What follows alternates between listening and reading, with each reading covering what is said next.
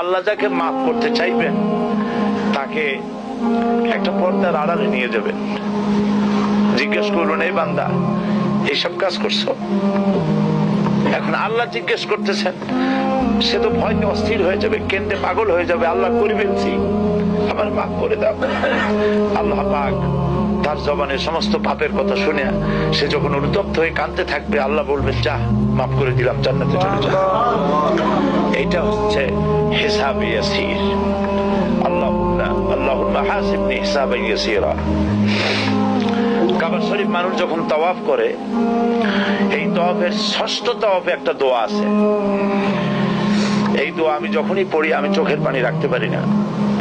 ষষ্ঠ চক্কর একটি দোয়া আছে। দোয়াটা হচ্ছে, আল্লাহুম্মা ইন্না আলাইয়া হুকুকান কাসীরান ফীমা বাইনি ওয়া বাইনাক। হায় আমার রব, তোমার সাথে আর আমার সাথে অনেক দেনা পাওনা আছে, আর তোমার বান্দাদের সাথেও আমার অনেক দেনা পাওনা আছে।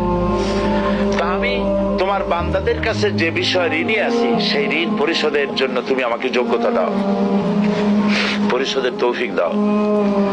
আর আমার কাছে তোমার দেনা আছে, তা আমার কাছে তোমার যে দেনা আছে সব দেনা তুমি শোধ করে দিয়েছো।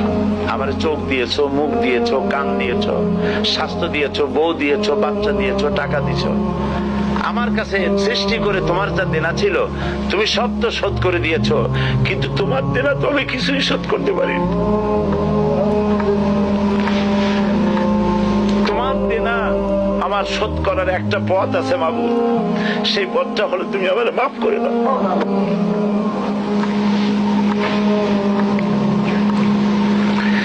এটা ছাড়া আমার কাছে কোনো পথ নাই মাবুদ। তুমি যদি কিয়ামতের দিন আমাকে প্রশ্ন করো যে যৌবন কাটাইছো কোন পথে, আমি তো জবাব দেওয়ার পথ রাখি নাই। আমি তো আমার যৌবনকে নষ্ট করে ফেলেছি। তুমি যদি প্রশ্ন করো টাকা পয়সা কামাই করেছো কোন পথে, আমি তার জবাব দেওয়ার পথ রাখি নাই। যদি প্রশ্ন করো কোন পথে খরচ করেছো, আমি সেটারও পথ রাখি নাই, নষ্ট করে ফেলেছি। তুমি আমাকে ক্ষমা করে দাও। সেজন্য আল্লাহর কাছে দোয়া করতে হবে, রব্বানা আতিনা ফিদ দুনিয়া হাসানাতান ওয়া ফিল আখিরাতি হাসানা ওয়া কিনা আযাবান নার ওয়া আদখিলনাল জান্নাতা মাআল আবরার ওয়া আদখিলনাল জান্নাতা বিগাইরি হিসাব।